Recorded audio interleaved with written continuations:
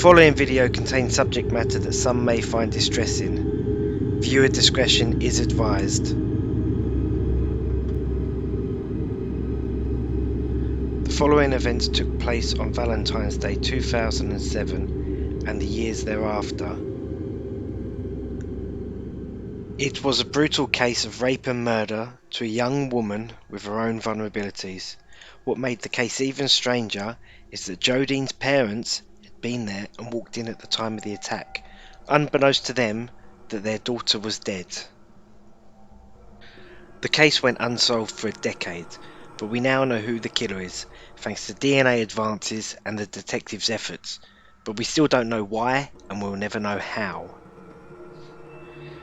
The mystery ceases to be a whodunit, but mystery remain, and there are answers that will never be obtained by the living. Jodine was a vulnerable woman with disabilities, with some reports stating schizophrenia and learning difficulties. However, she was also self-sufficient and independent. She had her own apartment, her own active life, including a very busy social life. Jodine was 39 years of age in 2007 when she died. She lived in the American town of Carlsbad in California, and despite her troubles, she was a credit to her parents and had a very close relationship with her mother and father, Art and Louis Serrin. Jodine lived alone in a condominium on the 1900 block of Swallow Lane.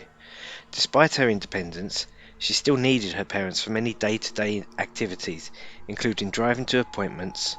Jodine was very close to her parents and always picked up the phone whenever they called. Jodine was active in various charities locally, including working for the National Alliance for the Mentally Ill.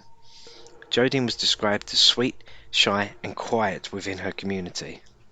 On February the 14th, 2007, Jodine's parents celebrated Valentine's Day and went for dinner. On the way home they stopped by Jodine's. Louis Serrin admitted to having a feeling that she couldn't quite shake. Call it mother's intuition. When Jodine didn't answer the door, Art and Louis let themselves in with a spare key, but the door remained still on the latch. Art Serrin had to force the door open and smash his way in, breaking the lock in the process. Everything seemed normal, Lois said. The lights were on, and nothing was ransacked about the place.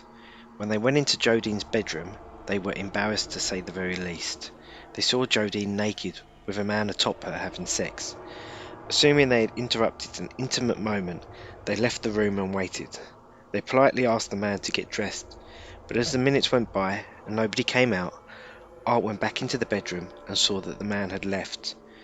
Jodine was dead on the bed, her body in a violent sprawl. What was later discovered was that Jodine had been dead for a while, 4 hours in fact, and the man atop her had disappeared. Jodine was dead, lifeless, and seemingly raped and murdered. She'd been bludgeoned and strangled, and her own parents had walked in on the most unfortunate occurrence, unbeknownst to them what was truly going on. Investigators saw no forced entry or exit for the killer. No windows had been smashed, and the only door broken into had been done by Art Serrin, and the killer had brazenly walked through the front door when making his escape.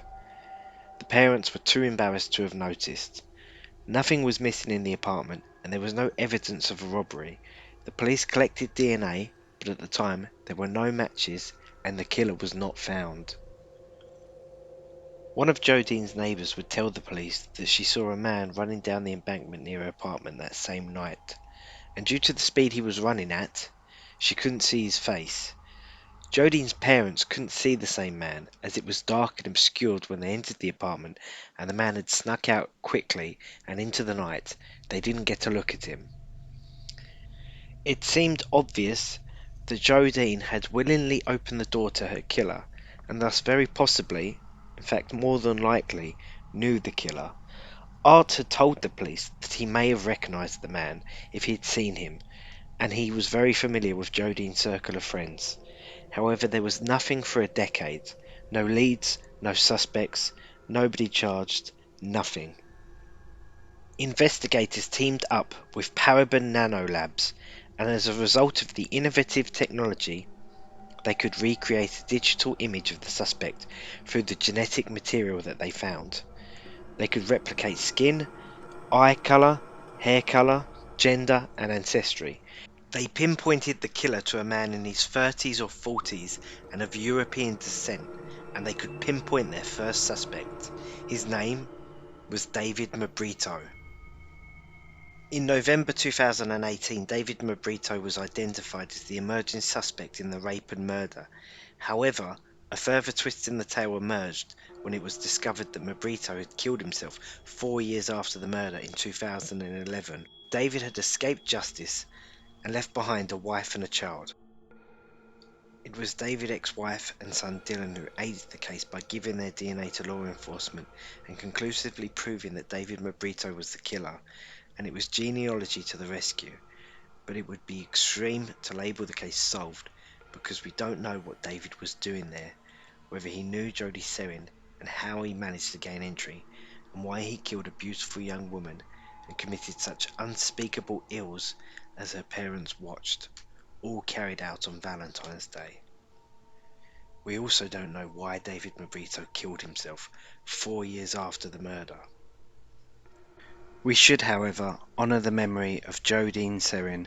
She was young, she was beautiful, she was charitable, and she was a credit to her parents and her community. May she rest in peace.